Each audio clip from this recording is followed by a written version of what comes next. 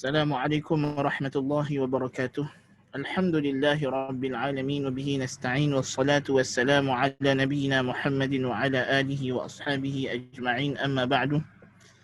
Kita bersyukur kepada Allah tabaraka wa ta'ala kerana bersama-sama kita sekali lagi pada pagi ini dalam kelas Kitab Tauhid alladhi huwa haqqullahi 'alal 'abid karangan Syekhul Islam Al-'Allamah Muhammad ibn Abdul Wahhab ibn Sulaiman At-Tamimi An-Najdi, Syekhul Islam Al-'Allamatul Mujahidul Mujaddid rahimahullahu ta'ala, Mujaddidul Qarni Tsani 'Ashar Al-Hijrah.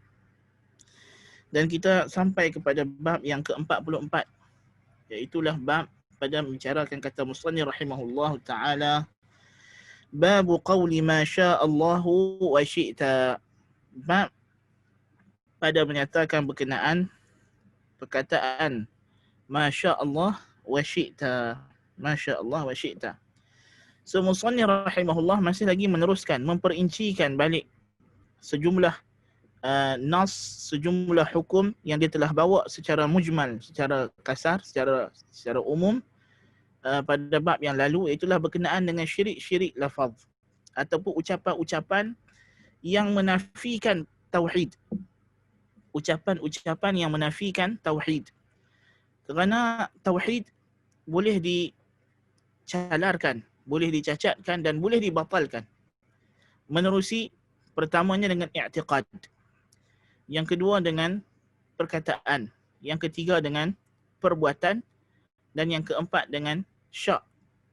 So mana-mana satu, nas'alullah al-afiyah, daripada empat perkara ini boleh menjadikan seseorang itu daripada dia asalnya Muslim terkeluar daripada Islam. Demikian juga syirik, antara perkara yang mengeluarkan seseorang daripada Islam. Maka syirik itu berlaku dengan i'tiqad, berlaku dengan ucapan, perbuatan ataupun niat ataupun syak.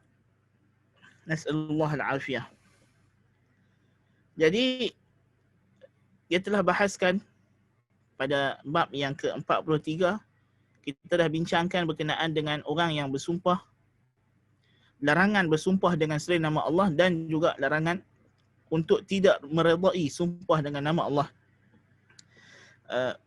Barang siapa yang tidak reda, wa man lam yarda falaysa minallah. Orang yang tidak reda dengan sumpah dengan nama Allah, maknanya dia tidak setuju dengan sumpah dengan nama Allah, dia nak sumpah dengan benda lain, maka orang ini telah terjatuh ke dalam lembah kekufuran. Nas'alullah al-afiyah. Sebab ke-44, musannif rahimahullah meneruskan lagi perbincangan berkenaan satu lagi bentuk ucapan yang simple tapi boleh merosakkan akidah, yang mana terletak pada perbezaan pada satu huruf sahaja. Iaitulah perkataan Masya Allah, Masya Allahu wa syi'ta. Maksudnya apa yang Allah kehendaki dan apa yang kamu kehendaki. Apa yang Allah kehendaki dan apa yang kamu kehendaki. So ini adalah ucapannya. Di mana pada ucapan ini, pada perkataan ini mengandungi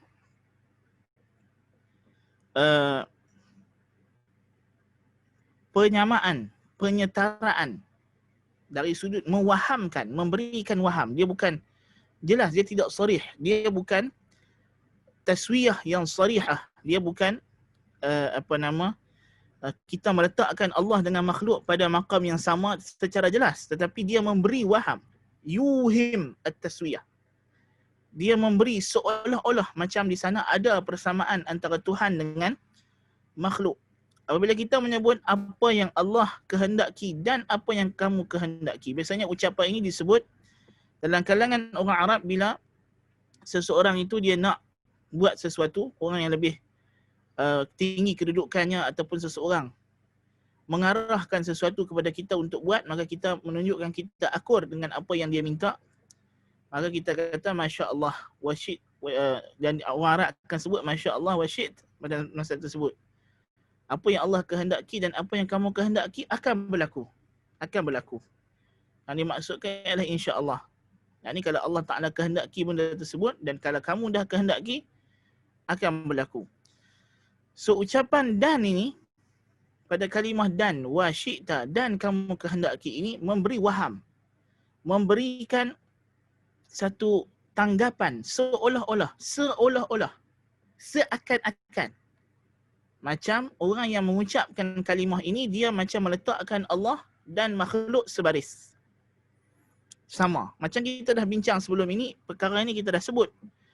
Iaitulah kerana kalimah dan ataupun waw ataf dalam bahasa Arab, terjemah dalam bahasa Melayu sebagai dan dalam bahasa Inggeris sebagai and, tidak memberikan kita gambaran atau makna kita kata dahulu dan kemudian. Kerana dan boleh jadi setara, macam kita kata man ja'al yawm, siapa yang mai hari ni, orang tu pun jawab kita ja'a Zaidun wa Amrun wa Aliyun wa Muhammadun wa Najihun. Kan? So adakah ayat yang orang yang menjawab ini, adakah dia memberi gambaran kepada si penanya tentang tertib orang yang datang? Jawapannya tidak. Jawapannya tidak. Kerana tidak ada perbezaan derajat di antara Zaidun wa Amrun wa Aliyun wa Najihun wa Muhammadun. Semuanya sama. So dia tidak memberi gambaran siapa yang mai dulu, siapa yang mai kemudian. Kan? Tapi kalau dia kata ja'a Zaidun thumma Amrun thumma Najihun thumma Aliyun thumma Muhammadun, datang Amru, kemudian datang Zaid dulu, kemudian Amru, kemudian Najih, kemudian Ali, kemudian Najih, kemudian. So dia beri makna kemudian, berikan tertib zamani, ta'akhur zamani. Kan? Kalau kita kata ja'al amir wal wazir, ja'al amiru wal wazir, telah datanglah raja dan juga menteri. Tidak memberi kita gambaran siapa yang mai dulu, siapa yang mai kemudian. Tapi sepatutnya kebiasaan dalam majlis, menteri sampai dulu, lepas tu baru raja, sebab menteri nak kena sambut raja. Kan dia kata ja'al wazir thumma al-amir, datanglah wazir kemudian raja. Okay. Jadi itu maknanya thumma memberikan kita tertib zamani, tertib zaman, dan memberikan tertib kedudukan. Jadi ucapan masya Allah wa syi'ta, apa yang Allah kehendaki dan kamu kehendaki, memberikan gambaran seolah-olahnya macam kehendak manusia, kehendak makhluk bersamaan, bersama-sama dengan kehendak Allah. Dan ini adalah salah. Kerana firman Allah Ta'ala, وَمَا تَشَاءُونَ إِلَّا أَنْ يَشَاءَ اللَّهُ, tidaklah kamu mengkehendaki sesuatu melainkan Allah terlebih dahulu juga mengkehendaki perkara tersebut. Jadi kehendak makhluk mengikut kehendak Allah. Dan kehendak Allah, kehendak yang telah ada sejak azali, telah lebih awal. Kehendak makhluk baharu. Nah, jadi kalau kita sebut dan, apa yang kamu dan Allah, apa yang Allah dan kamu kehendaki, dia tidak memberi gambaran yang jelas kehendak siapa yang paling utama di sini, yang memastikan perkara itu berlaku dan berhasil. Tentulah dalam i'tiqad orang mukmin, kehendak Tuhanlah yang menentukan, bukan kehendak makhluk. Tetapi ucapannya ini bila dia menggunakan perkataan kalimah huruf sambungan dan wa, tidak memberikan gambaran yang jelas apa yang diiktikad. So di dalam akidah kita tidak boleh ada ucapan yang samar-samar. Dia mesti ucapan yang jelas yang melambangkan iktikad kita yang suci. Jadi ini maksud bab, iaitulah nak menjelaskan hukum perkataan masya-Allahu wa syi'ta, apa yang Allah kehendaki dan kamu kehendaki. Musannif rahimahullah membawakan 3 hadis sebagai dalil. Yang pertama, an Qutailah anna Yahudiyan ata an-nabiy sallallahu alaihi wasallam faqala innakum tusyrikun taquluna ma syaa Allah wa syi'ta wa taquluna wal ka'bati فأمرهم النبي صلى الله عليه وسلم إذا أرادوا أن يحلفوا أن يقولوا ورب الكعبة وأن يقولوا ما شاء الله ثم شئت. رواه النسائي وصححه. وله أيضا عن ابن عباس رضي الله عنهما أن رجلا قال للنبي صلى الله عليه وسلم ما شاء الله وشئت، فقال أجعلتني لله ندا ما شاء الله وحده. ولابن ماجه عن الطفيل أخي عائشة لأمها قال رأيت كأني أتيت على نفر من اليهود قلت إنكم لأنتم القوم لولا أنكم تقولون عزير ابن الله، قالوا وإنكم لأنتم القوم لولا أنكم تقولون ما شاء الله وشاء محمد، ثم مررت بنفر من النصارى فقلت إنكم لأنتم القوم لولا أنكم تقولون المسيح ابن الله، قالوا وإنكم لأنتم القوم لولا أنكم تقولون ما شاء الله وشاء محمد، فلما أصبحت أخبرت بها من أخبرت، ثم أتيت النبي صلى الله عليه وسلم فأخبرته فقال هل أخبرت بها أحدا؟ قلت نعم، قال فحمد الله وأثنى عليه ثم قال أما بعد فإن طفيلا رأى رؤيا أخبر بها من أخبر منكم، وإنكم قلتم كلمة كان يمنعني كذا وكذا أن أنهاكم عنها، فلا تقولوا ما شاء الله وشاء محمد ولكن قولوا ما شاء الله وحده. Ini adalah 3 hadis yang dibawakan oleh musannif rahimahullahu taala untuk menjelaskan bab ini. Hadis yang pertama daripada Qutailah radhiyallahu an. Qutailah radhiyallahu anha, dia adalah Qutailah bintu Sayfi al-Ansariyah, sahabiyah muhajirah. Mempunyai hadis dalam Sunan Nasa'i itu hadis ini, dan diriwayatkan juga daripada dia Abdullah bin Yasar al-Ju'fi, dan At-Tabrani juga mengeluarkan hadisnya dari Ibnu Sa'ad, dari Ibnu Mandah dan lain-lain.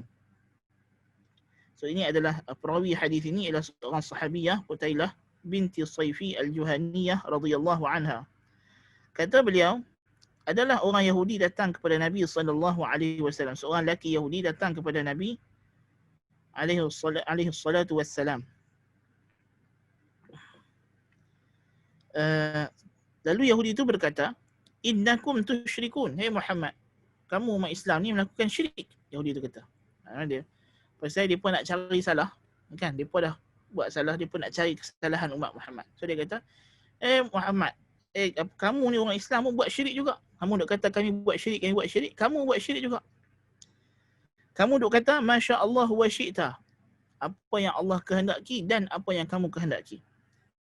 Dan kamu berkata wal Ka'bah, kamu duk lagi bersumpah demi Ka'bah. Atau kita kata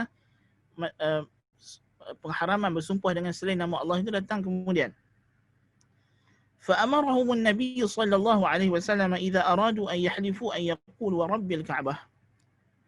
Dan maka Nabi SAW mengarahkan supaya mereka berkata bila hendak bersumpah demi Tuhan Kaabah, dan wa an yaqulu, dan supaya mereka mengatakan selepas itu masya Allahu thumma syi'ta, apa yang Allah kehendaki kemudian apa yang kamu kehendaki. Kehendak kamu hanya akan berlaku setelah Allah Ta'ala kehendaki atau bertepatan kehendak Allah, tidak ada persamaan.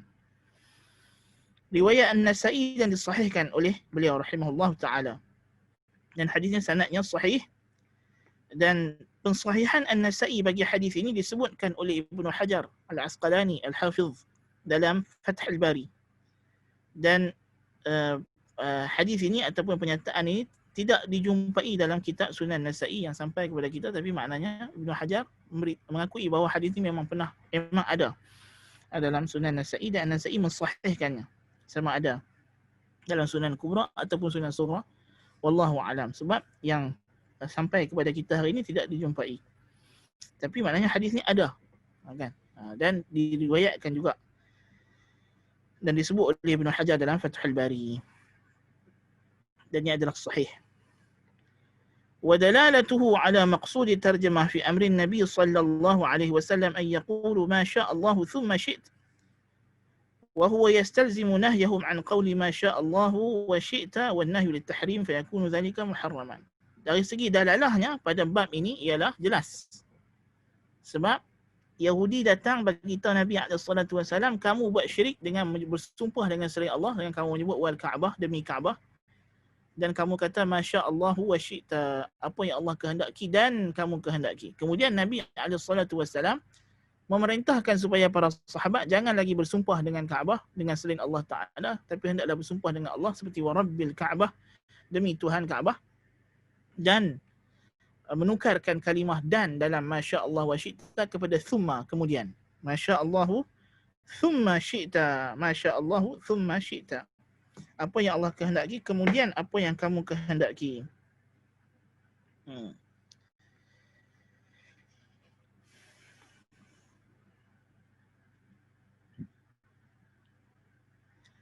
Ini kerana seperti yang telah kita sebutkan tadi,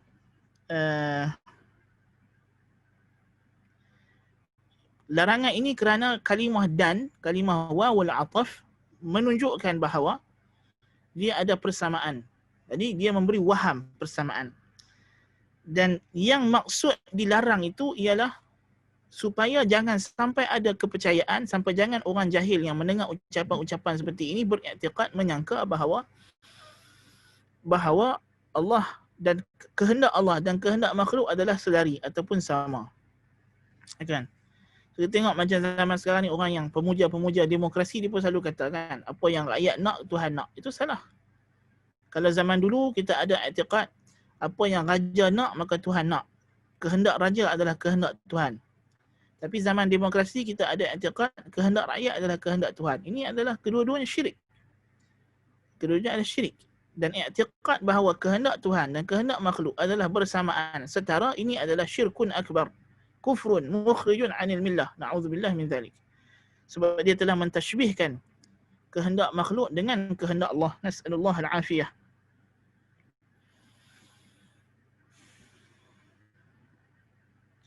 Jadi dalam hadis ini kita akan dapati ada beberapa faedah.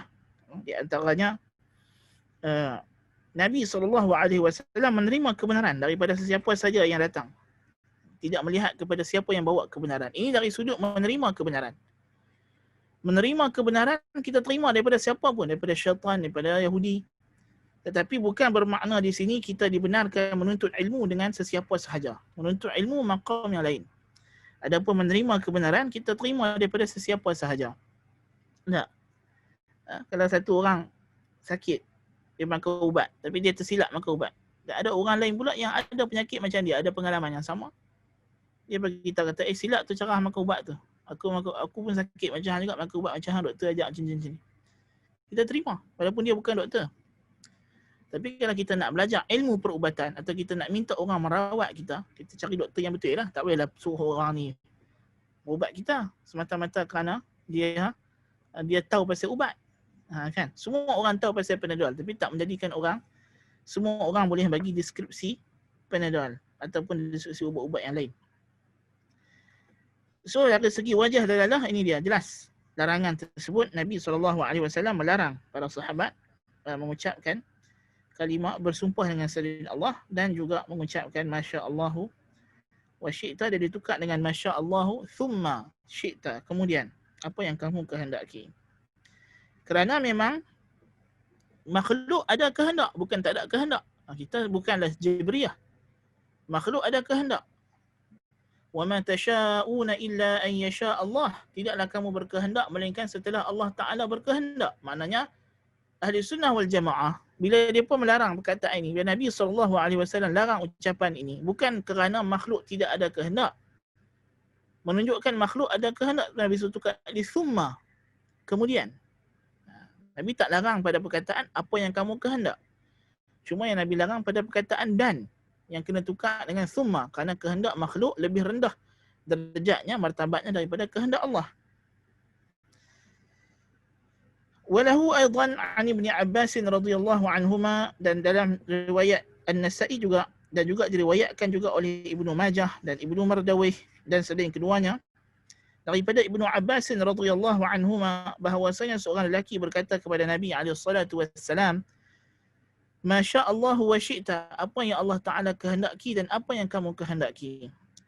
Maka sabda Nabi SAW kepada kita tersebut, aja'altani lillahi niddan, adakah kamu nak jadikan aku setara, setanding dengan Allah?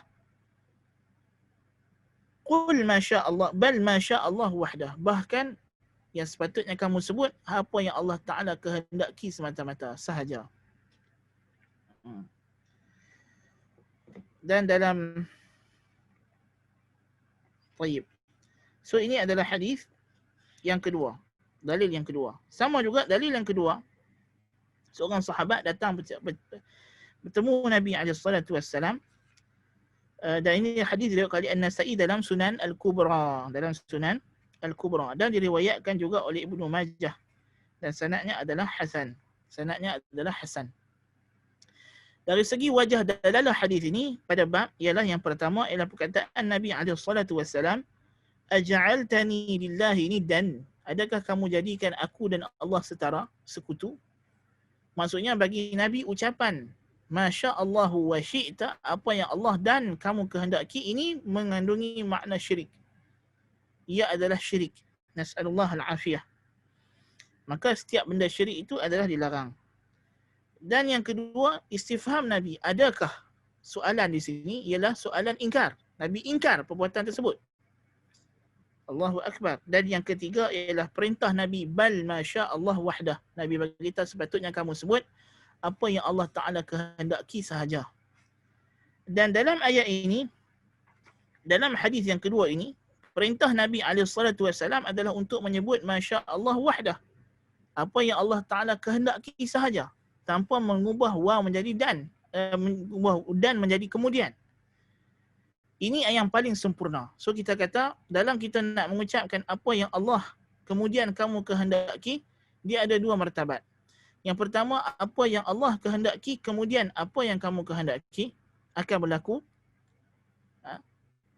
InsyaAllah. Yang ini harus, hukumnya harus.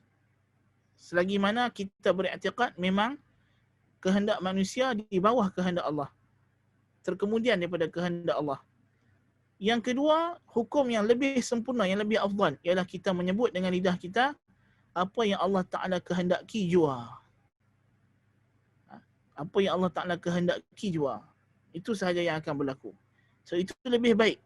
Dan bukan bermakna bila kita sebut yang macam ini kita menafikan kehendak makhluk. Kehendak makhluk maklum, tetapi kita kata kehendak makhluk hanyalah sebab. Macam kita dah bincang sebelum ni, sebab. Jadi sebab bukan sesuatu yang perlu dipandang. Sebab bukan sesuatu yang perlu dipandang. Dia adalah sesuatu yang digunakan. Sebab kita guna sahaja. Kita tidak bersyukur kepada sebab. Kita bersyukur kepada mun'imul asbab. Yang menganugerahkan sebab. Dan menganugerahkan musabbab. So maknanya dari sudut kesempurnaan tauhid ialah kita menisbahkan ucapan kita tadi kepada kehendak Allah Ta'ala semata-mata. Masya Allah wahdah. Yang ini lebih sempurna. Lebih baik.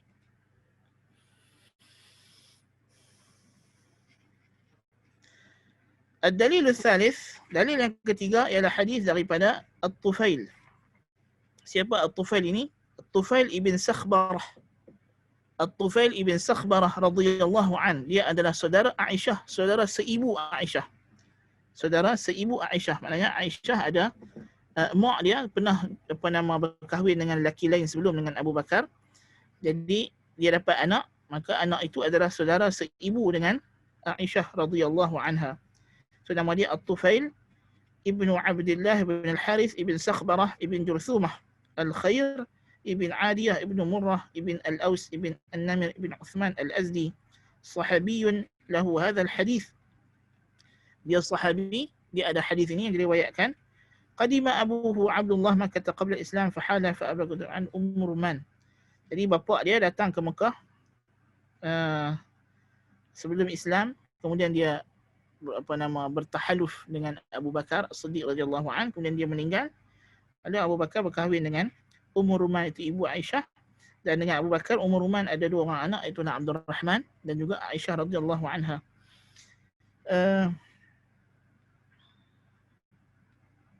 Dan hadis ini diriwayatkan oleh Ibnu Majah daripada Hudzaifah dengan lafaz ini. So lafaz yang sama ini An-Nasa'i riwayatkan, Ibnu Majah meriwayatkan daripada Hudzaifah bin Al-Yaman dan daripada At-Tufail seumpama dengannya, dan diriwayatkan juga oleh Ahmad dan An-Nasa'i. Dan yang rajihnya ialah riwayat daripada Hudzaifah bin Al-Yaman adalah waham. Ini adalah waham. Sufyan ibn Uyainah. Yang sahihnya hadis ini hanya datang daripada At-Tufail ibnu Sakhbarah radhiyallahu an. Ala kulli hal tidak ada masalah, hadis ini adalah sahih. So hadis ini dengan riwayat daripada At-Tufail ibn Sakhbarah adalah sahih radhiyallahu an. So hadis ini dikeluarkan oleh Ibnu Majah. Dan juga kita sebut tadi dengan dan An-Nasa'i dan Ahmad. Dan dalalahnya pada maksud terjemah jelas. Jadi hadis ini dia cerita At-Tufail ibn Sakhbarah kata, aku mendapat satu mimpi. Mimpi di mana aku lalu pada satu golongan Yahudi, lalu aku kata kepada mereka, hampa inilah yang akan dapat kedudukan yang mulia di sisi Allah, kalau tidak kerana hampa pergi tukar akidah, pergi kata Uzair anak Allah. Apa makna Uzair anak Allah? Apa maksud akidah Yahudi Uzair anak Allah? Ya memang ada kajian menunjukkan memang ada firqah Yahudi yang lama ataupun di zaman Nabi SAW Finhas yang memang beriktikad Uzair adalah anak Allah seperti Nasrani beriktikad pada Isa. Nasallallahu al-afiyah. Tetapi yang lebih kuat lagi yang dimaksudkan dengan Uzair anak Allah kerana kalimah anak Allah di sisi Yahudi mereka gunakan kepada orang yang mempunyai kedudukan yang mulia di sisi Allah. Sama ada dia nabi atau wali atau muhaddas, orang yang mendapat vision daripada Allah Ta'ala. So ini dia panggil anak Allah. Dan dia ma'ruf dalam penggunaan orang Yahudi. Tetapi mereka khususkan Uzair dengan kedudukan lebih tinggi. Kerana Uzair adalah yang menulis kitab Taurat kepada mereka setelah mereka balik daripada tawanan perang, tawanan Babylon. So bila Yahudi ditawan ke Babylon, balik semula ke Baitul Maqdis, mereka hilang kitab mereka. Uzair ini yang menulis kitab. Dan dikatakan Izra ataupun Uzair ini dia menulis kitab tersebut berdasarkan apa yang dia ingat dan dicampur aduk dengan undang-undang raja Iran ataupun raja Farsi masa itu. Lalu dijadikan ini adalah kitabullah. Maka inilah, dan dikatakan juga Uzair adalah yang pengasas kepada Kanisat ataupun Sanhedrin. Itulah badan tertinggi ulama Yahudi yang mempunyai hak untuk menghalal dan mengharamkan. So dari sudut itu orang Yahudi menyembah Uzair. Nasallallahu al-afiyah. Kerana mereka meletakkan syariat Uzair setara dengan hukum Allah tabaraka wa taala. Nasallallahu al-afiyah. Kemudian dalam mimpi itu kata At-Tufail ibn Sakhbarah, orang Yahudi jawab balik kepada aku, dia kata kamu juga adalah orang yang terpilih. Kalau tidak kerana kamu masih duk kata Masya Allah wa sya'a Muhammad, apa yang Allah kehendaki dan apa yang Muhammad kehendaki. Kemudian dalam mimpi itu dia kata, aku lintas orang Nasrani, aku kata benda yang sama kepada mereka. Antum la antumul qaum laula qawlukum Isa ibnullah, Al-Masih ibnullah. Kamulah orang yang akan terpilih di sisi Allah kalau tidak kerana kamu patah balik akidah kamu tukar jadi Isa anak Allah. Na'udzubillah min dzalik. Lalu orang Nasrani balas kepada dia, kamu adalah umat yang terpilih kalau tidak kerana kamu masih duk kata Masya Allah wa sya'a Muhammadun, apa yang Allah kehendaki dan apa yang Muhammad kehendaki. Lalu bila aku berpagi-pagi, aku jaga pagi esok, aku ceritalah kepada beberapa orang yang aku cerita. Kemudian aku beritahu Nabi SAW, Nabi tanya, kau dah beritahu orang tak? Dia kata, adalah 2-3 orang, beberapa orang. Maka Nabi bangkit bagi khutbah, Nabi kata, adapun setelah itu, sesungguhnya Tufail telah mencerita, telah melihat satu mimpi dan dia telah memberitahu kepada sebahagian kamu. Dan sesungguhnya kamu telah mengucapkan satu kalimah yang menghalang aku daripada melarang kamu mengucapkannya kerana sesuatu perkara. Nabi ada benda Nabi sebut di sini, ada benda Nabi tak suka benda ni sebenarnya, tapi aku tak nak larang. Pasal apa? Pasal wahyu belum turun. Maka Nabi kata, maka janganlah kamu kata Masya Allah wa sya'a Muhammad, tetapi katalah Masya Allah wahdah, apa yang Allah Ta'ala kehendaki sahaja. So hadis ini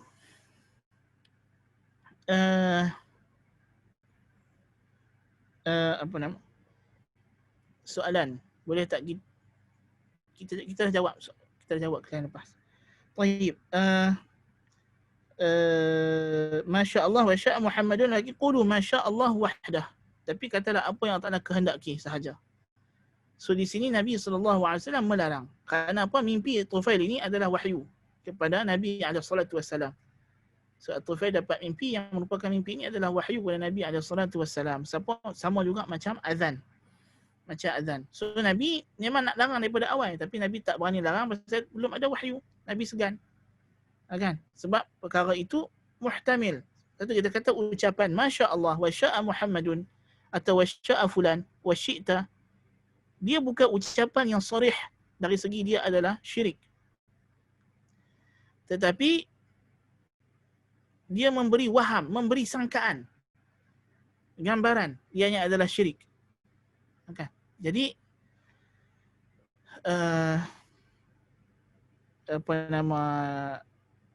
syarak larang perkara tersebut. Dan Nabi dalam hadis yang sebelum ni Nabi namakan dia sebagai aja'altani lillahi niddan. Dia Nabi namakan dia sebagai syirkun asghar. Dari sudut dia adalah lafaz yang memberi sangkaan. Tapi dari segi asalnya kita tak boleh nak hukum orang yang sebut macam ini, hakikatnya memang dia nak menyamakan Allah dengan makhluk. Sebab tu dia tak ada syirik akbar. Kan? Kerana kalimah dan ada ihtimal, ada kemungkinan. Dia tidak sarih pada menyamakan Allah dengan makhluk dari sudut itu kerana makhluk memang ada kehendak. Dan Allah ada kehendak. Dan dia menyebut Masya Allah dulu. Kemudian kamu. So di sini, bila dia mendahulukan Allah dalam ucapan, kemudian kamu atau fulan atau dia, ada konotasi bahawa dia mendahulukan Allah. Kerana ini, tapi tidak sarih, tidak jelas.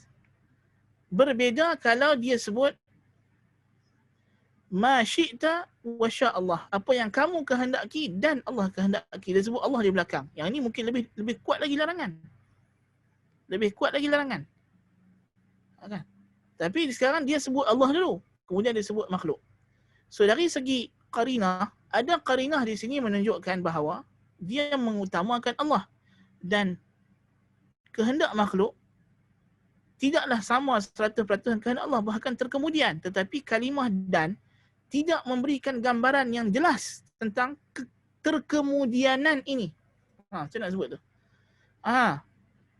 Maknanya kalimah dan, kalimah wa ini, walaupun dari segi tertib susunan ayat, ada qarinah menunjukkan bahawa kita tidak menyamakan kedudukan Allah dengan makhluk kerana kita sebut Allah dulu, kemudian makhluk. Tetapi disebabkan kita atafkan kehendak Allah dengan kehendak makhluk dengan menggunakan waw ataf dan, dia tidak sarih, tidak jelas dari segi kita meletakkan kehendak makhluk di bawah kehendak Allah. Dia masih lagi ada sedikit samar. Supaya kita nak faham apa? Supaya kita nampak macam mana syarak jaga tauhid. Kalimah yang samar pun syarak tak bagi kita cakap kalau dia boleh memberi kesamaran.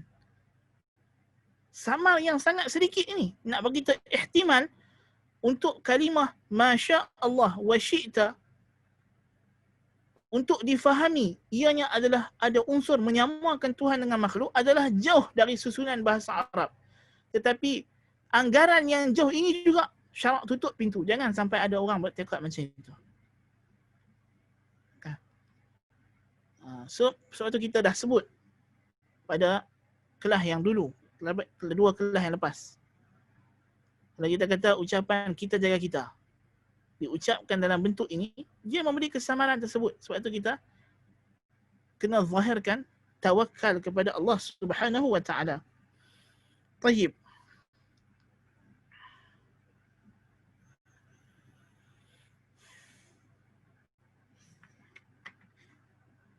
Jadi dalam hadis yang ketiga ini, dari segi wajah dalalahnya, Nabi menyebutkan, jelas Nabi kata, fala taqulu, janganlah kamu kata Masya Allah wa sya'a Muhammadun, tetapi katalah Masya Allah wahdah, apa yang Allah Ta'ala kehendaki sahaja. So Nabi SAW segan pada awalnya nak melarang mereka kerana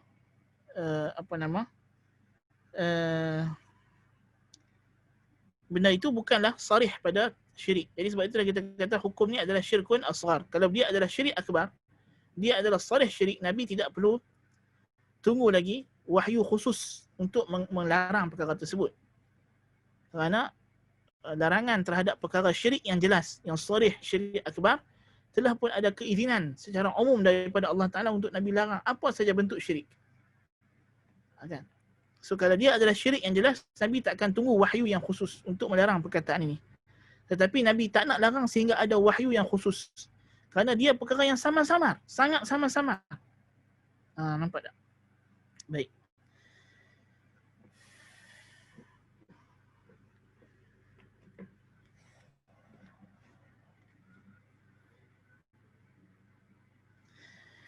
Dan golongan Yahudi di sini ada juga celaan kepada golongan Yahudi yang mencari kesalahan orang mukmin yang terjebak dalam syirik asghar dalam keadaan mereka terjebak dalam syirik akbar. Orang Yahudi mereka cari kesalahan orang Islam pada syirik asghar, tapi mereka terjebak dalam syirik akbar. Na'udzubillah min zalik. Ini perbuatan yang tak betul. Macam sekarang lah. Orang kafir bila mereka nak pelekeh orang Islam, mereka duk pelekeh orang Islam pada masalah kemunduran teknologi, kemunduran ekonomi, kemiskinan, poverty, melarat, dia kata perang sama sendiri, percakaran. Dalam keadaan mereka melupakan diri mereka yang lebih teruk. Dalam keadaan mereka terjebak dalam jenayah yang paling besar, jenayah kufur, jenayah dalam membenarkan perkara-perkara maksiat, keruntuhan moral yang begitu dahsyat dalam negara mereka, masalah kebersihan, tidak istinja, lepas kencing, lepas berak tak basuh, tidak mandi junub. Ini lebih kotor dan jijik lagi. Keruntuhan moral, gejala LGBT yang lebih teruk berkali ganda daripada apa yang orang Islam ada. Kan? Nasallallahu al-afiyah. Sampai ke tahap di kalangan orang barat ini dah banyak yang mengingkari kewujudan Tuhan itu sendiri, jadi ateis. Na'udzubillah min zalik. Kan? Mereka duk pelekeh umat Islam pada tidak ada kemajuan pada sains empirik. Sedangkan mereka sendiri tidak ada ilmu pengetahuan berkenaan dengan Tuhan yang betul. Sedangkan yang ilmu yang asas sekali ialah kita kena kenal Tuhan. Tanpa mengenali Tuhan, tak mungkin kita boleh mengenali apa benda yang lain pun. Okay. So ini perangai orang kafir. Dia cari kesalahan orang lain yang remeh untuk dia nak benarkan kesalahan dia yang besar. Na'udzubillah min zalik. Okay. Tetapi kita sebagai orang Islam bukan bermakna bila dah dia sebut macam itu, kita juga ambil sikap yang sama. Dengan kata, hampa lagi teruk. Untuk membenarkan pula kesalahan yang ada pada pihak kita. Tak, Nabi tak ambil sikap macam itu. Nabi minta supaya para sahabat, Nabi arahkan supaya sahabat tukar kepada yang lebih baik. Berubah menjadi yang lebih baik. Tinggalkan perkara yang samar-samar. So maknanya, apa yang orang kafir cakap pasal keburukan orang Islam, yang betul kita silap kat situ, kita kena berusaha untuk perbaiki. Bukan kita mengambil sikap, alah mereka lagi teruk, tak apalah kita ni kira okey lah. Tak, bukan macam tu. Sebab syarak suruh kita mencari penyelesaian kepada masalah yang kita hadapi. Tapi dalam masa yang sama, orang kafir hakikatnya sikap mereka juga dicela. Kerana mereka mencari kesalahan orang lain yang rendah untuk membenarkan kesalahan mereka yang lebih besar, yang lebih tinggi. Nasallallahu al-afiyah. Tayyib. Qala al-musannif rahimahullah fihi masail. Padanya ada beberapa masalah. Al-ula ma'rifatul yahudi bisyirkil asghar. Yang pertama, orang Yahudi tahu tentang syirik asghar. Maksudnya Yahudi tahu. Kalau syirik asghar pun mereka tahu, agak-agak syirik akbar mereka tahu tak? Mereka tahu lah. Tapi kerana syahwat dan syubhat dan hawa nafsu menghalang mereka daripada mengikut kebenaran. Nas'alullah al-afiyah. Dan kalau Yahudi pun tahu, adalah malu dan seganlah kita orang Islam tak tahu. Nas'alullah al-afiyah. Al-thaniyah, fahmul insani idza kana lahu hawa. Yang kedua, kefahaman manusia bila dia ada hawa nafsu. Ni lah. Tahu, tapi nak buat juga. Bukan tak tahu. Mana si Yahudi ni, dia bukan tak tahu benda yang dia buat salah. Dia syirik asghar yang remeh macam ni pun dia tahu. Dan dia main nak pelekeh Nabi kita SAW dengan syirik asghar supaya Nabi jangan duk pelekeh mereka dengan syirik akbar. Nampak tak? Jadi perangai Yahudi ni, na'udzubillah min zalik, tapi disebabkan dia ada hawa nafsu, walaupun dia tahu benda tu tak betul, dia tak boleh nak berubah. Dia masih lagi nak mempertahankan kesilapannya tersebut. Allahul musta'an.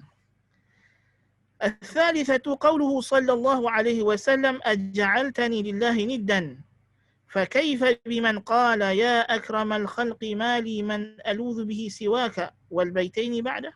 Allahul musta'an. Syekh kata ini Nabi SAW melarang kita daripada mengucapkan kalimah Masya Allah wa syi'ta yang bukan jelas syirik pun, sama-sama tak sarih pun. Dan kita dah lalu juga hadis bab istighathah dulu. Nabi SAW bila sahabat kata, "Qumu bina ila Rasulillah sallallahu alaihi wasallam nastaghithu bihi ala hadzal munafiq." Hadis riwayat At-Tabrani, seorang munafik yang selalu menyakiti orang Islam. Sahabat kata, "Jomlah kita pergi jumpa Rasulullah sallallahu alaihi wasallam, kita minta Nabi, kita istighathah, minta tolong dengan Nabi untuk buat sesuatu." Nabi jawab apa kepada sahabat? "Innahu la yustaghathu bi, innama yustaghathu billah." Sesungguhnya tidak boleh kamu guna kalimah istighathah, minta tolong dengan makna istighathah kepada aku, hanya kepada Allah. Hanya istighathah kita dah sebut, minta tolong dalam keadaan yang paling getir, paling susah. Pun Nabi tak bagi dalam keadaan Nabi masih hidup. Dari segi harus sebut, tapi Nabi nak jaga tauhid. Sama juga keadaan di sini. Aja'altani lillahi niddan. Nabi kata, adakah kamu nak jadikan aku ini setara dengan Allah? Sedangkan ucapan ini dari segi zahirnya tak terlintas di benak seorang mukmin, ucapannya ini mengandungi syirik. Tak mungkin, tak terbayang. Dalam hati dia i'tiqad sejahtera. Dia bukan nak maksud menyamakan Tuhan, tapi ucapan dia yang ada kemungkinan yang sedikit untuk membawa kepada pemahaman kata ada di sana persamaan Tuhan dengan makhluk, maka Nabi SAW tutup pintu ini. Jangan bagi orang cakap macam ini. Ubah kepada perkataan yang lebih jelas. Sebab itulah istilah dalam akidah dia tak boleh ada sama-sama. Dia kena jelas. Jadi kata Musannif rahimahullah, bagaimana dengan ucapan yang lebih dahsyat lagi seperti perkataan Al-Busiri dalam Burdah? Ini maksud dia. Ya akramal khalqi man aludhu bihi siwaka inda hululil hadithil imami. Nas'alullah al-afiyah. Wahai makhluk yang paling mulia, siapakah yang boleh aku harapkan selain daripada kamu untuk aku berlindung, meminta pertolongan ketika mana berlakunya bencana yang umum, itu hari akhirat nanti. Allahul musta'an. Dan dua bait selepasnya. So dalam qasidah Burdah karangan Al-Busiri ini memang ada beberapa perkataan yang memberikan konotasi syirik. Kan? Konotasi syirik yang mesti dijauhi. Kan? Dan ada ihtimal syirik. Jadi setengah mereka cuba jadikan takwil. Dia kata ada takwil, ada maksud. Ya, memanglah ada takwil. Mungkin kita kata ada takwil, ada maksud dan sebagainya. Tapi hukum syarak dalam masalah tauhid sangat keras, sangat berat. Walaupun kamu boleh takwil gitu gini, tapi syarak tak terima benda ni. Kalimah Masya Allah wa syi'ta, kalau kita nak takwil, boleh sangat. Memang jelas maknanya boleh ditakwil kepada makna tidak syirik. Tapi syarak tak mau. Syarak tak mau takwil dalam akidah ni. Syarak nak A atau B. Syirik atau tauhid. Tak mau ada grey area. Sama ada hitam atau putih. So dalam masalah tauhid, syarak tak terima grey area. Syarak tak terima grey area. Dia hanya nak hitam atau putih. Hitam buang, putih terima. Sama juga macam orang duk munaqasyah masalah selawat syifa masalahnya. Allahumma salli ala Muhammadin tibbil qulubi wa da'iha. As long as ucapan ni ada kesamaran. Walaupun kita tak mau kata dia adalah syirik yang sarih, syirik yang jelas.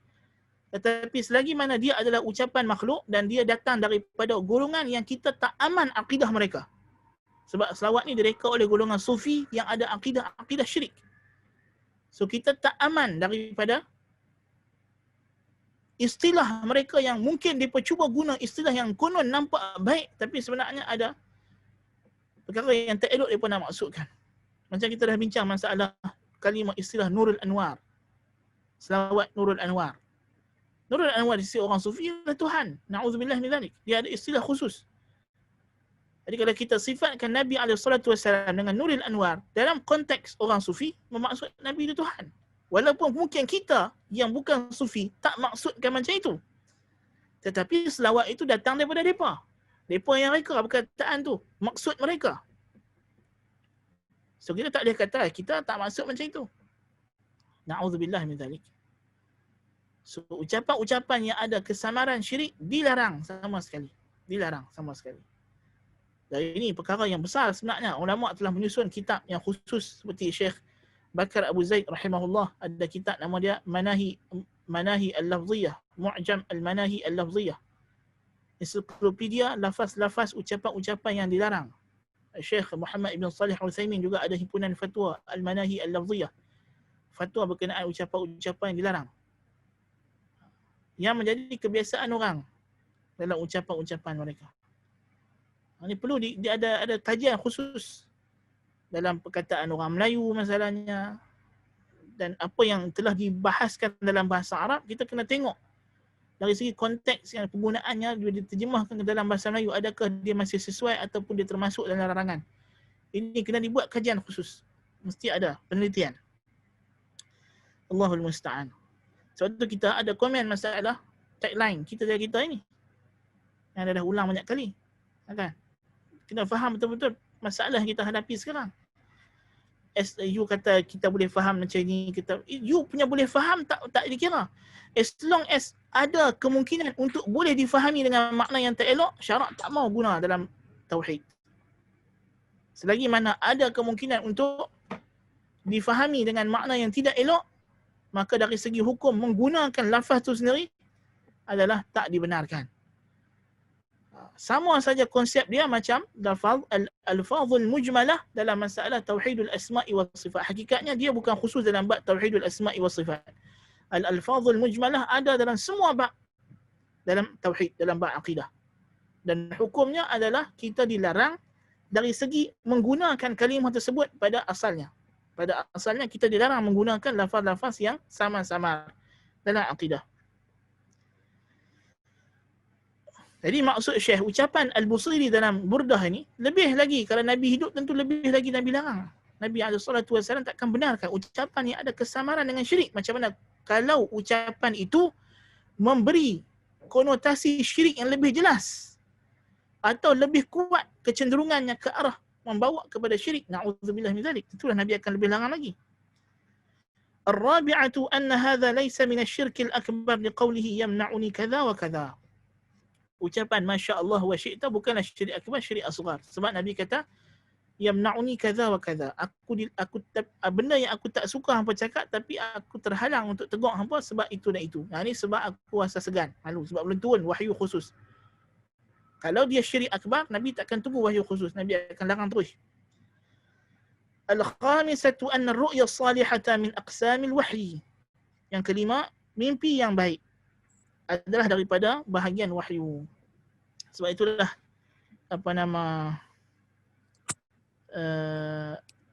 mimpi yang mimpi ni dalam hadis Nabi SAW, Nabi sebut ar-ru'ya thalathah. Mimpi ada 3 jenis. Ru'ya min Allah, wa ru'ya min syaitan, wa ru'ya min nafs.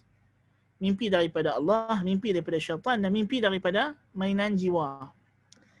So yang ini adalah mimpi yang baik yang merupakan wahyu Allah Ta'ala kepada Nabi SAW. Adapun setelah kewafatan Nabi SAW, tidak ada lagi wahyu dalam bentuk syariat. Tetapi masih ada mimpi-mimpi yang baik. Sebab itu Nabi sebut di akhir zaman, bila gelombang pancaroba semakin kuat menghampiri kiamat, maka Nabi kata ketika itu mimpi orang mukmin yang sejati hampir saja tidak salah. Hampir saja betul. Tapi bukan makna kita boleh buat syariat baru. Dia hanyalah sebagai petunjuk kepada kita dalam kita nak buat decision dalam hidup kita. Nak buat keputusan A ke, keputusan B ke yang tak jelas. Macam itulah.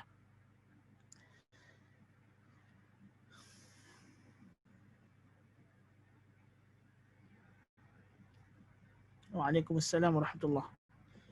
Bagaimana nak explain selawat atau apa-apa yang salah kepada mereka? Cakap apa salah?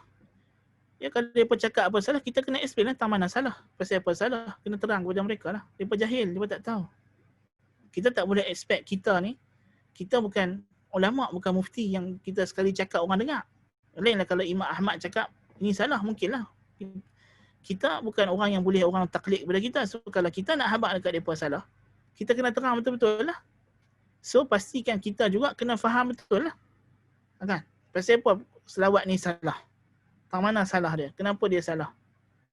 So kalau kita bagi explanation dengan baik dan terangkan kepada mereka tang mana salah, musta'inan billah, meminta bantuan kepada Allah supaya Allah bagi hidayah, maka siapa yang Allah Ta'ala nak dia dapat hidayah, insya-Allah dia akan terima.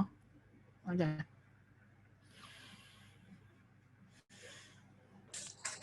Ada soalan lagi?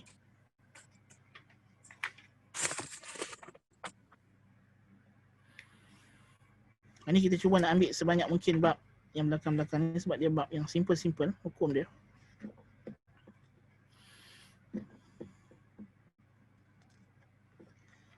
Kalau boleh habis 2-3 okey lah. Tayyib. Kita ambil bab seterusnya, bab ke-45.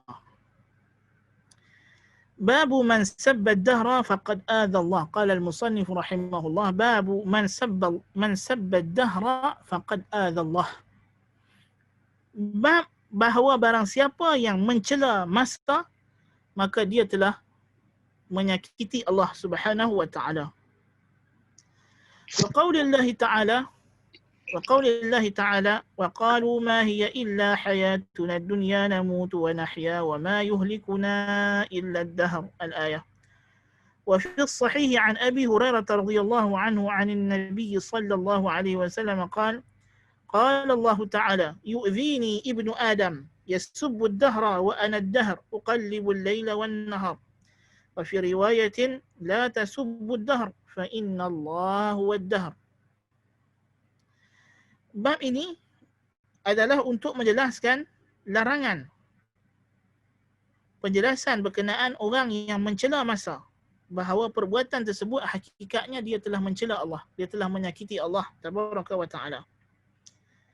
Dan makna kalimah ad-dahru ialah az-zaman, ialah masa. Waz-zaman miqdarul harakah. Zaman ialah anggaran pergerakan.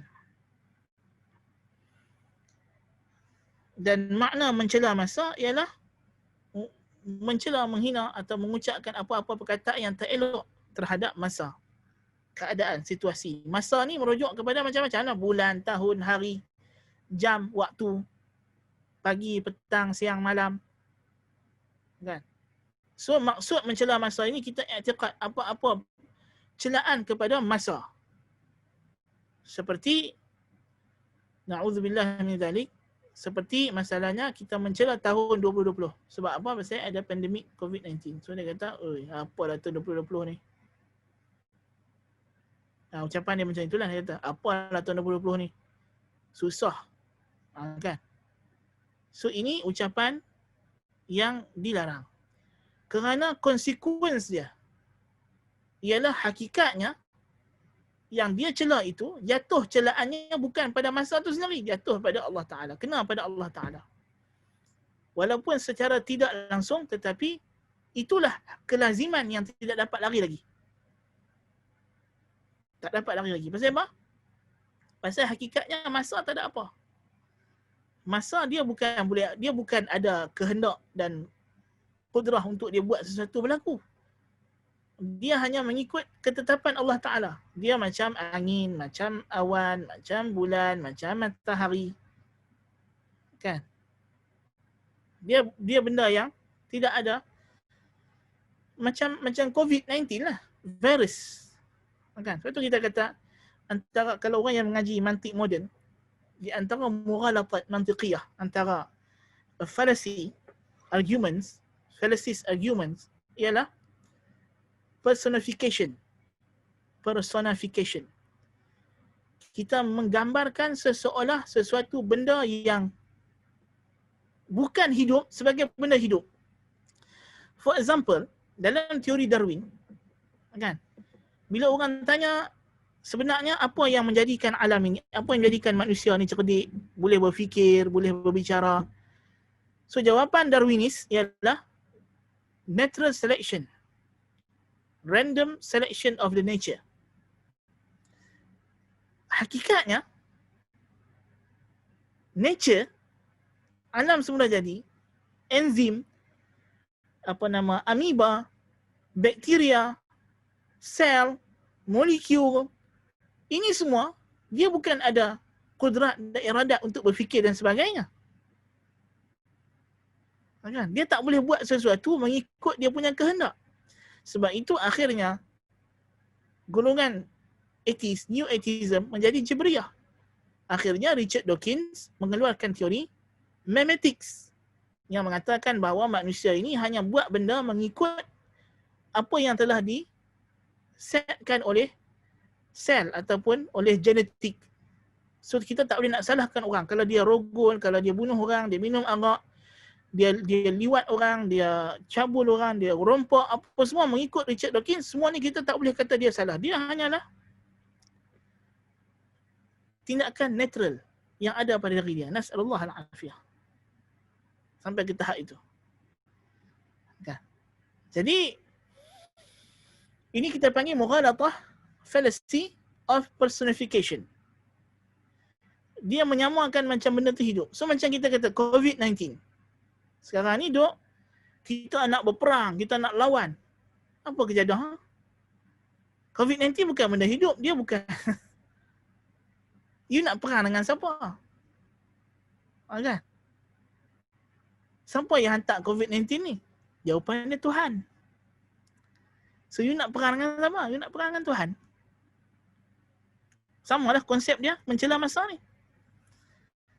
Sebab itu Nabi larang mencela masa, mencela angin, mencela demam. Ni kita akan datang. Akan datang nanti masalah larangan mencela angin.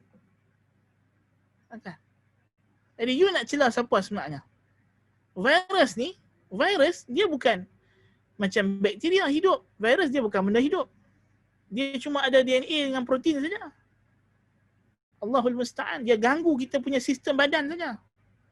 Dia tu sendiri bukan boleh menyakitkan. Tapi cara dia menyakitkan dengan dia mengganggu sistem kita.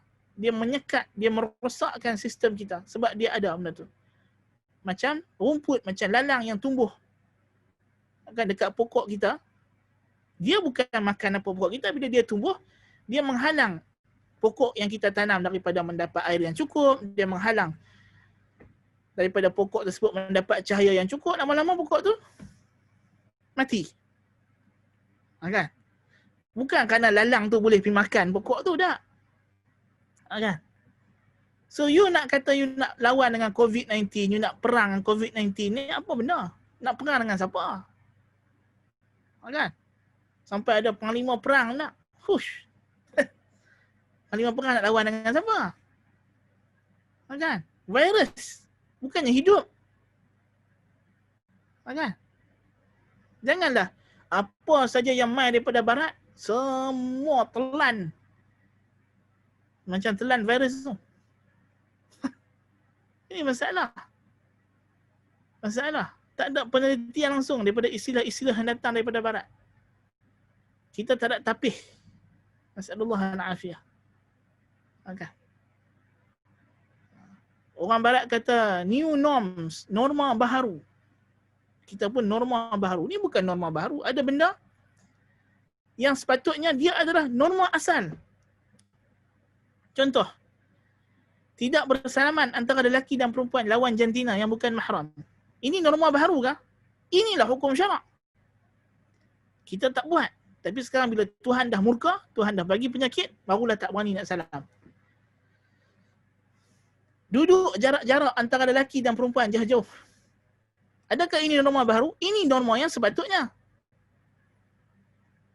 Kan? Dan ada norma yang tak sepatutnya jadi norma. Penjarakan fizikal dalam solat saf. Ini lidarurah, bukan hukum asal. Kita tak boleh kata ini norma baru. Sebab kita, once kita sahkan virus yang telah pun reda, wajib bertangkut balik saf. Kan? Walaupun hukum tangkuk sah adalah sunat, tapi dari segi kita menzahirkan syiar ini adalah perlu, sebab dia adalah syiar bagi solat jamaah. Dia adalah syiar bagi solat jamaah.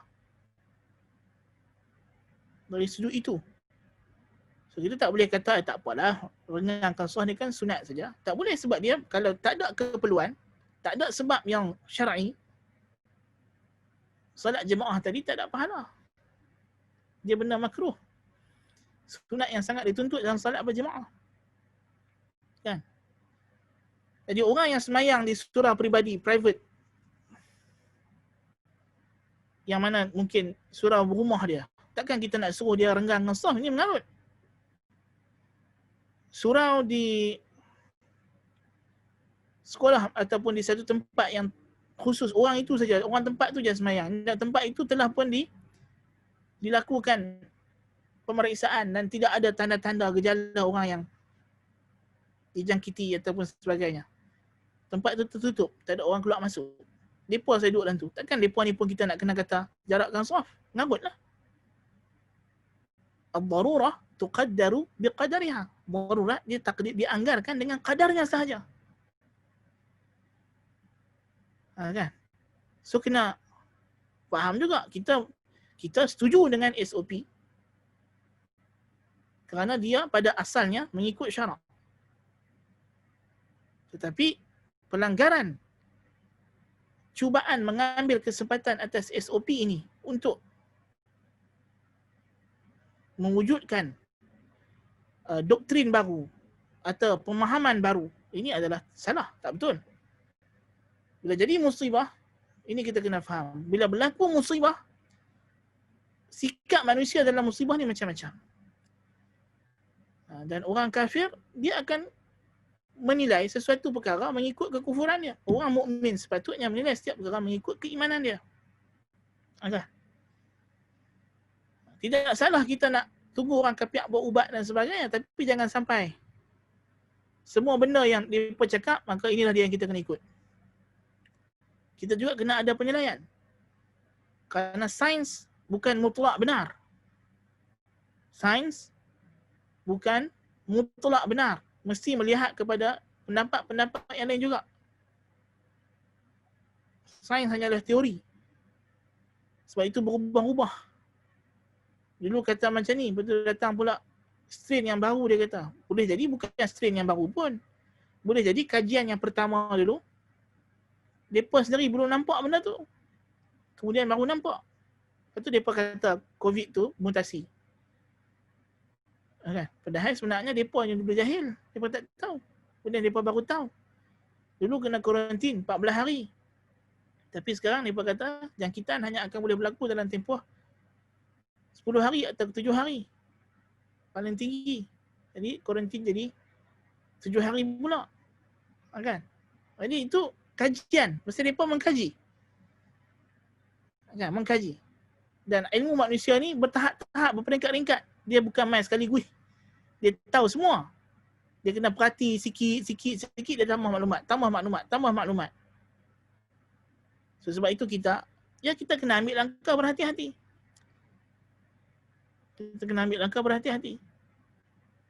Kena jaga penjarakan fizikal, kena pakai penutup muka dan sebagainya. Duduk di rumah. Kalau tak ada keperluan untuk keluar. Ini semua perlu sebab disuruh oleh syarak. Kan? Tapi jangan sampai ke tahap kita nak mengagungkan saintis seolah-olah macam mereka ni dapat wahyu. Itu tak betul lah. Nah. Jadi ada benda yang bukan norma baharu. Dia adalah norma sementara. Dia adalah langkah pengawasan sementara. Yang kita tak boleh anggap dia norma baharu. Orang Islam, dua orang lelaki Muslim bertemu, tidak berjabat tangan. Adakah ini norma yang Islam iktiraf? Tak. Antara adab orang Islam ialah berjabat tangan.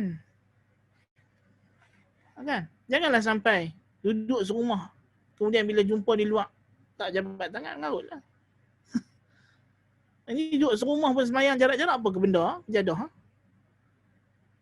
Kan? Lepas tu dah dah semayang jarak-jarak, duduk serumah, tidur sekatil. Apa dia? Tak betul lah. Kan? Makan semeja radak-radak suap-suap, betul nak semayang jarak-jarak. Tak betul lah cara macam tu. Kan? Duduk dalam kereta api, kapal terbang boleh duduk apa rapat. Pasal apa? Kereta api dan kapal terbang kena pakai topeng muka, pakai mask. Lepas tu pasal ada rekod kedatangan, nama semua ada. Jadi kalau ada kejangkitan, kita boleh kontak segera. Sama lah, kita masuk masjid pun, kita pakai mask, kita tetap buka. Lepas tu kita scan My Sejahtera, ada maklumat. Kan? Itu kita kata kadang-kadang lawak juga manusia, dia buat SOP. Dia macam tu lah. Kan? Dia apa nama? Kadang-kadang kita nak ambil mudah. Kan? Kita tak mau fikir perincian SOP yang banyak dan sebagainya. Tapi bila mai tang apa nama menyanyi terkinya-kinya macam buruk mak ye, anugerah bintang popular berita harian. Nah, tak apa. Ikut SOP. Ikut SOP. Menari menyanyi ikut SOP macam mana tu? Kan? Tak sepatutnya. Kalau ikut SOP pun, takkanlah kita tak ada rasa gerun dan takut kepada Allah Ta'ala. Dah azab depan mata. Bala depan mata Tuhan bagi. Pun tak reti nak takwa kepada Allah Ta'ala juga. Astaghfirullahalazim wa atubu ilaih. Kan? Baik. Jadi bab ini, bab ke-45 ini Musannif rahimahullah buat untuk menyatakan hukum mencela masa. Bahawa barang siapa yang mencela masa, dia telah mencela Allah Subhanahu wa Ta'ala.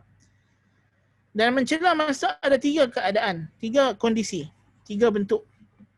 Yang pertama ialah mencela masa dengan i'tiqad pelakunya adalah Allah. Yang ni dia hanya sebut masa tapi hakikatnya memang dia nak cela Allah. Dalam hati dia, i'tiqad dia memang dia nak mencela Allah tu sendiri. Na'udzubillah min dzalik. Yang ini hukumnya adalah syirkun akbar, mukhrijun 'anil millah, syirik akbar, mengeluarkan daripada agama. Yang kedua, mencela masa dengan i'tiqad masa adalah sebab bagi kejadian tersebut. Dan ini adalah syirik asghar. Ini adalah syirik asghar. Sebab dia ada masalah personification tadi. Dia i'tiqad macam masalah yang menyebabkan jadi benda ini. Tahun 2020 lah menyebabkan adanya penyakit. Pasal kononnya ada bintang sekian-sekian, dalam keadaan dia beriktikad yang mentakdirkan ialah Allah. Tapi dia mencela masa dari sudut sebab. So kita kata ini adalah syirkun asghar. Pasal apa syirik asghar? Sebab dia ada beberapa sebab lah. Di antaranya adalah dia menjadikan benda yang bukan sebab sebagai sebab. Macam orang pakai tangkai. Kan? Macam kita dah bincang dulu lah. Dia menjadikan benda yang bukan sebab sebagai sebab. Dan ini adalah syirik asghar. Yang ketiga, mencela masa dalam keadaan dia tidak beriktikad bahawa masa adalah pembuat selain Allah. So yang pertama, kita kata dia ada i'tiqad bahawa masa ni memang setara dengan Allah. Masa ada kuasa untuk menentukan kejadian bersama dengan Allah. Ataupun mungkin Allah sendiri tak buat tapi masa yang buat. Seperti i'tiqad ubadul kawakib, orang yang menyembah cakrawala. Bagi dia pun Tuhan Azza wa Jalla, Allah Ta'ala tidak ambil tahu tentang urusan alam. Yang menentukan kejadian alam ni adalah pergerakan cakrawala. So kalau lintah bintang ni, sihat. Kalau mai bintang ni, sakit. So yang ini hukum dia adalah syirkun akbar. Yang kedua kita sebut tadi ialah dia tidak i'tiqad bintang, cakrawala, matahari, bulan ni ada kesan, ada kuasa tersendiri. Tetapi dia adalah sebab.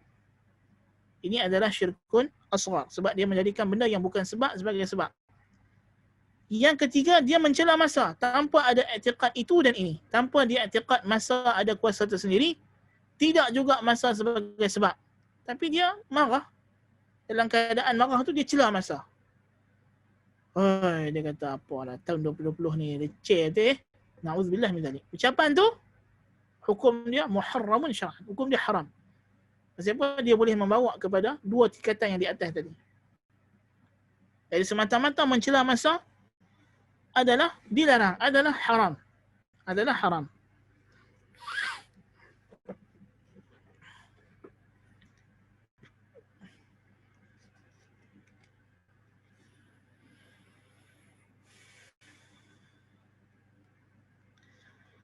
Dan larangan perkara ini kerana jelas mencela masa adalah mengandungi ucapan syirik dan tidak redha dengan qada dan qadar.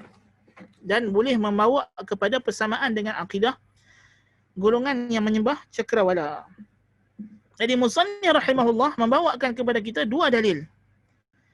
Yang pertamanya firman Allah tabaraka wa taala daripada surah Al-Jathiyah ayat ke-24. Wa qalu ma hiya illa hayatuna ad-dunya namutu wa nahya wa ma yuhlikuna illa ad-dahr. Wa ma lahum bidzalika min ilmin inhum illa yadhunnun. Ayat ini Allah Ta'ala menceritakan tentang i'tiqad sebahagian golongan musyrikin, iaitulah yang disebut sebagai ad-dahriyun. Ad-dahriyun, mereka yang beriktikad bahawa yang menentukan kejadian alam ini adalah semata-mata pergerakan cakrawala. Dan ad-dahriyun sama ada mereka adalah golongan yang mengingkari Tuhan, dan ini jarang, ini pada zaman dahulu sedikit. Ataupun golongan yang beriktikad Tuhan itu ada, tetapi Tuhan tidak mencampuri urusan pentadbiran alam, dia menyerahkan pentadbiran alam kepada cakrawala yang merupakan malaikat. Bagi mereka maksud malaikat ialah bintang, bulan, planet-planet, Zuhal, Mushtari, Zuhrah dan sebagainya. Dan ini adalah i'tiqad dahriyun yang awal. Adapun dahriyun yang ada di zaman kita, mereka adalah ateis yang memang tak percaya Tuhan. Masalahnya kalau kita ambil macam Stephen Hawking, macam golongan fizisis yang pada zaman kita hari ini yang beriktikad bahawa hakikatnya semua kejadian alam ini berlaku disebabkan tenaga yang ada di cakrawala, disebabkan pergerakan bintang, disebabkan pergerakan bulan semata-mata. Tidak ada di sana Tuhan yang menentukan kejadian alam. Ini adalah ad-dahriyun yang mengingkari kewujudan Tuhan 100%. Na'udzubillah min dzalik. Dan ini adalah tentulah syirkun akbar. Sama juga mereka yang beriktikad Tuhan tidak mengambil tahu tentang kejadian alam dan dia menyerahkan pentadbiran alam ini kepada cakrawala, Zuhal, Mushtari, Zuhrah, Utarid dan seterusnya. Nas'alullah al-afiyah. Seperti golongan as-sabi'ah yang menyembah cakrawala. Kaum Nabi Ibrahim alaihissalatu wassalam. Ini juga adalah syirkun akbar. Syirkun akbar. Jadi Allah Ta'ala menceritakan dalam ayat ini berkenaan dengan musyrikul Arab. Sebahagian golongan musyrikin Arab dan falasifah ilahiyun dan juga ahli falsafah ilahiyah yang beriktikad berkenaan dengan kekuasaan cakrawala. Mereka berkata, ma hiya illa hayatuna dunya. Ini hanyalah kehidupan dunia, tidak ada kehidupan akhirat. Namutu wa nahya, kita mati, kita hidup, wa ma yuhlikuna illa dahr. Dan tidak ada yang memusnahkan kita, yang menguruskan kita melainkan masa. Dia hanyalah masa. Macam ucapan orang Kapiak, times will heal. Masa akan menyembuhkan. So dia menisbahkan perbuatan menyembuhkan kepada masa. Masa tak boleh menyembuhkan. Dan masa bukan sebab untuk kesembuhan. Masa hanyalah ukuran pergerakan. Dia adalah nisbah mauhum li maujud. Satu nisbah benda yang tak wujud kepada benda yang wujud. Benda yang disangka adalah akal kepada benda yang ada. Kan? Sekarang jam 9 suku. 9 suku. 9 suku ni apa? Ini adalah satu unit yang kita manusia letak untuk mengukur pergerakan masa kita untuk hari ini daripada matahari terbit sampai matahari tenggelam. Untuk mengetahui pergerakan hari. Itulah masa, itulah jam.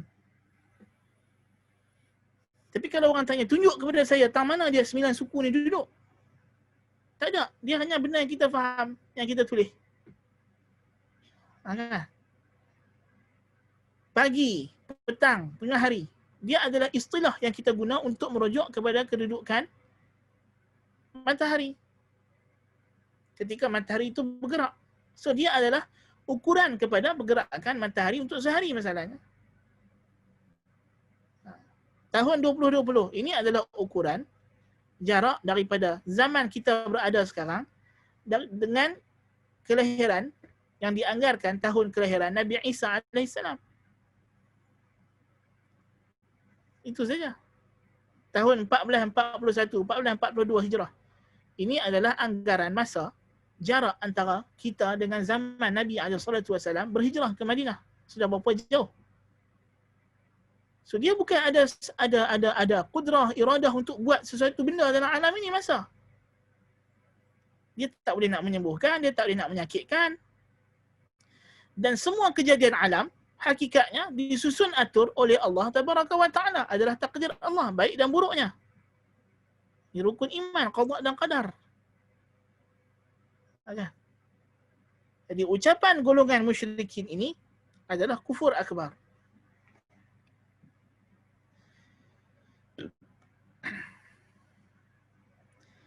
Jadi orang yang mencela masa, hakikatnya dia telah meniru perangai dahriyah, orang yang menyembah masa, menyembah cakrawala.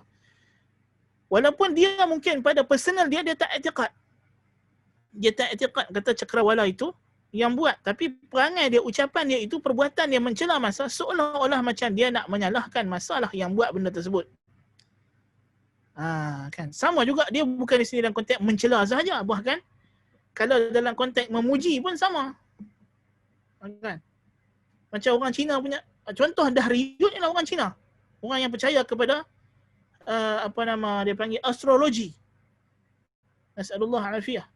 So bagi mereka setiap tahun ada dia punya konsekuen. Tahun ni tahun buruk, tahun bagus, tahun kaya, tahun miskin, tahun susah dan sebagainya. So sama juga. Kalau kita i'tiqad kata tahun ni tahun yang bagus, tahun yang sekian. Kan? Adalah tak betul. Kerana ini dibina daripada kepercayaan golongan penyembah cakrawala yang melihat pergerakan cakrawala di langit akan memberi kesan kepada kejadian di bumi.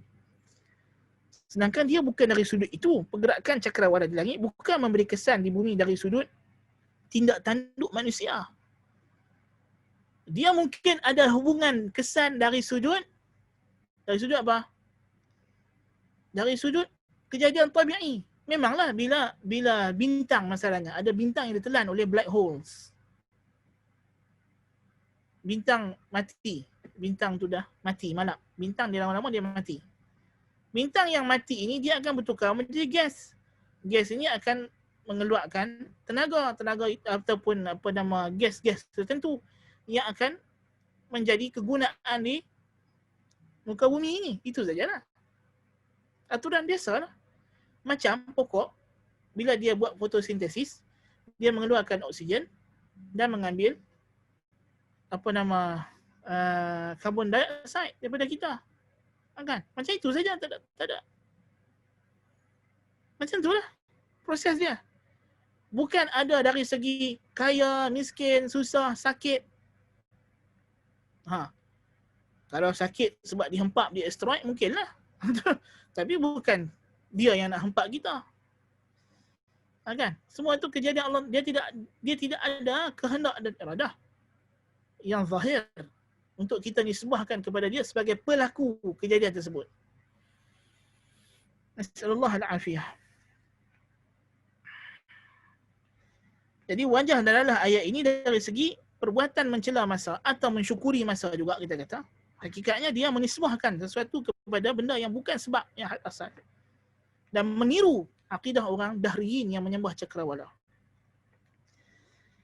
So dia ada dilarang. Dalil yang kedua ialah hadis yang dikeluarkan dalam hadis muttafaqun alaih. Hadis muttafaqun alaih Bukhari dan Muslim. Daripada Abi Hurairah radhiyallahu an bahwasanya Rasulullah sallallahu alaihi wasallam bersabda dalam hadis qudsi, Allah Taala berfirman, qala Allah Taala, yu'dhini ibnu Adam. Anak Adam menyakiti aku. Menyakiti bukan makna memudaratkan. Tuhan tidak boleh dimudaratkan. Tetapi Tuhan boleh disakiti dari segi Tuhan rasa tak suka, Tuhan rasa marah dengan perbuatan kita, Tuhan tidak selesa dengan perbuatan kita. Ya, itu berlaku pada Tuhan Azza wa Jal. Tapi itu tidak memudaratkan dia. Yu'dhini ibnu Adam, yasubbud dahr, dia mencela masa. Wa ana dahr, sedangkan akulah masa itu. Apa makna akulah masa? Uqallibul laila wan nahar, aku yang bolak-balik ke siang dan malam. Masa bukan ada apa. Semua kejadian dalam alam ni aku yang tentukan, Tuhan kata. Dan riwayat lain, la tasubbud dahra fa inna Allah huwad dahr. Nabi kata janganlah kamu mencela masa kerana Allah lah masa. Mana Allah lah masa? Yuqallibul laila wan nahar. Allah lah yang membolak-balikkan siang dan malam. Maksudnya kejadian siang dan malam ini Allah Taala yang tentukan. Apa yang berlaku dalam tempoh sepanjang tahun, dari tahun, hari ke hari, bulan ke bulan, minggu ke minggu, waktu ke waktu, saat ke saat ini tidak ada kaitan dengan pusingan jam, tidak ada kaitan dengan jalan matahari, tidak ada kaitan dengan pusingan bulan, tidak ada kaitan dengan pergerakan bumi, tidak ada kaitan dengan mati atau hidupnya bintang. Dia hanyalah apa yang Allah tentukan. Jadi kalau kamu mencela masa disebabkan kamu sakit, disebabkan kamu bisnes tak untung dan sebagainya, na'udzubillah min zalik, kamu mencela siapa sebenarnya? Mencela Allah tabaraka wa taala. Dia yang tentukan. Ya. So dalam hadis ini wajah dalalah yang menjadi penjelas pada bab kita ialah Allah Taala menyebut dalam perkataan hadis qudsi ini, yu'dhini ibnu Adam yasubbud dahr. Allah menamakan perbuatan tersebut sebagai yu'dhini, menyakiti aku, kata Allah Taala. Allah Taala sebut menyakiti aku. Hakikatnya walaupun tidak, mungkin dia sendiri tak maksud macam tu, dia tak perasan, tapi kelaziman dia macam itu. Nasallallahu al-afiyah.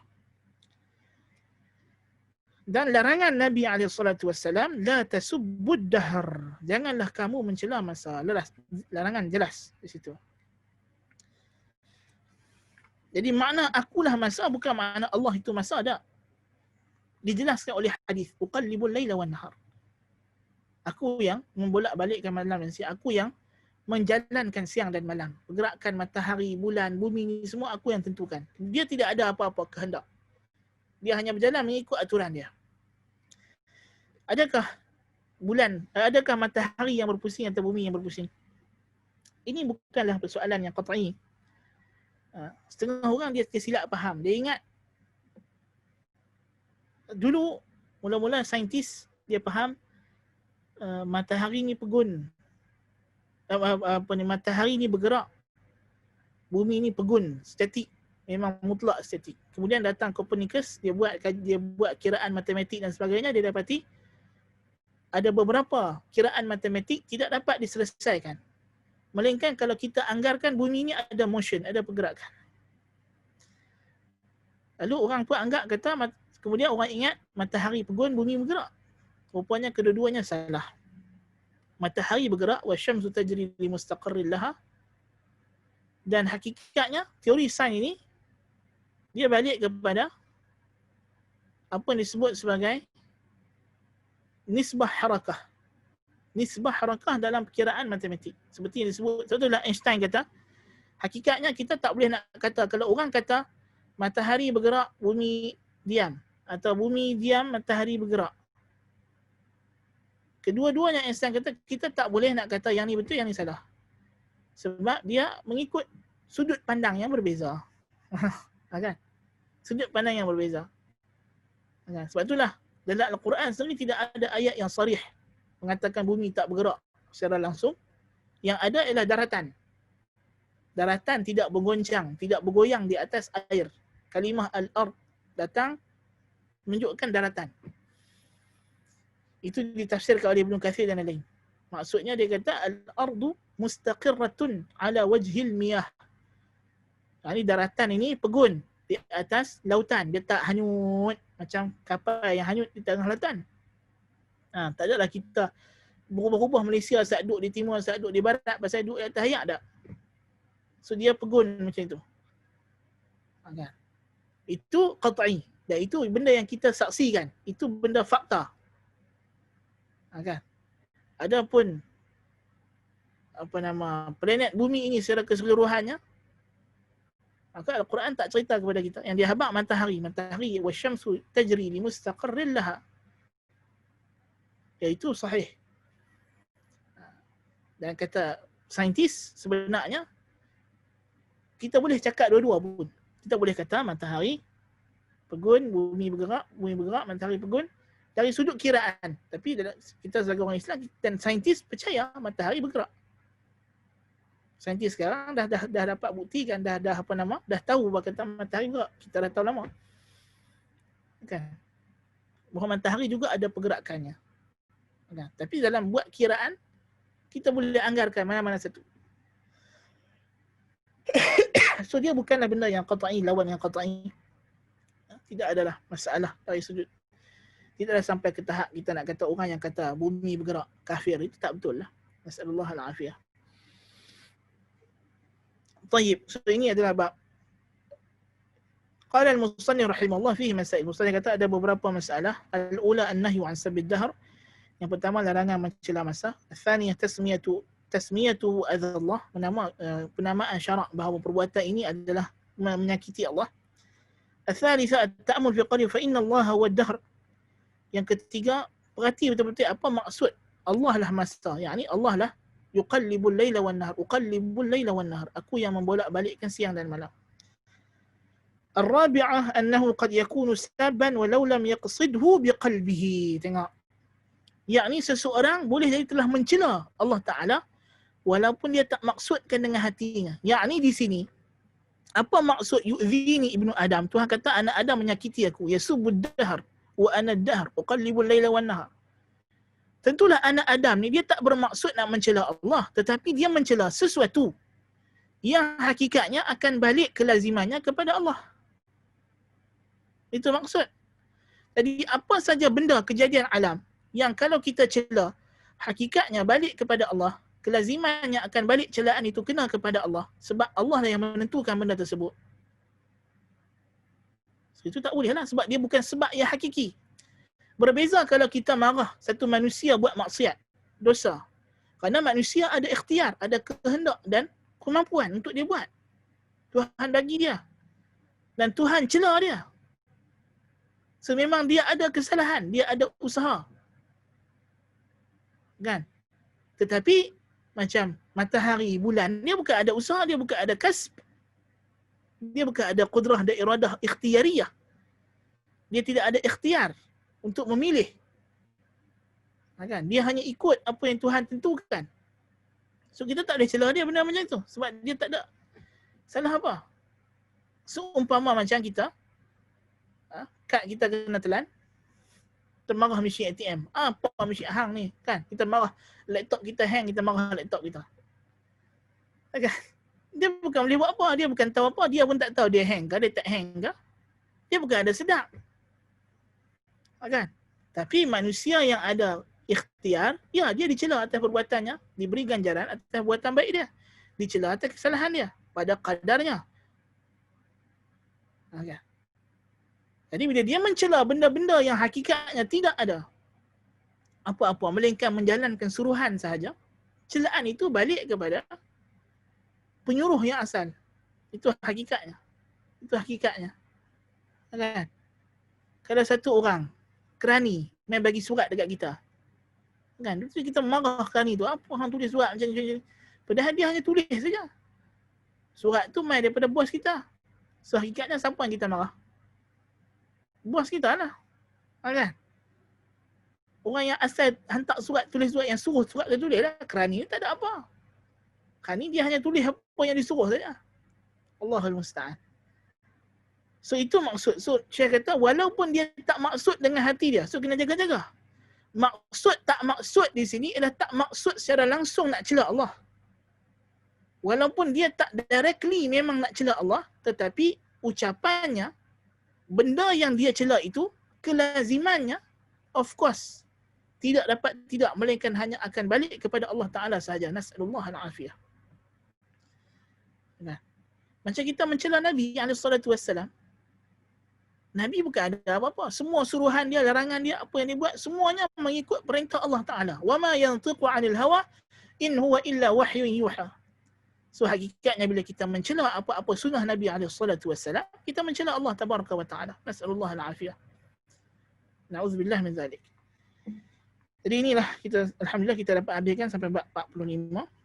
Jadi kita akan sambung pada minggu depan pada bab 46 biiznillah taala. Ada soalan ha? قلت لكم ما سمعتم سبحانك اللهم بحمدك أشهد أن لا إله إلا أنت أستغفرك وأتوب إليك وصلى الله على نبينا محمد. السلام عليكم ورحمة الله وبركاته.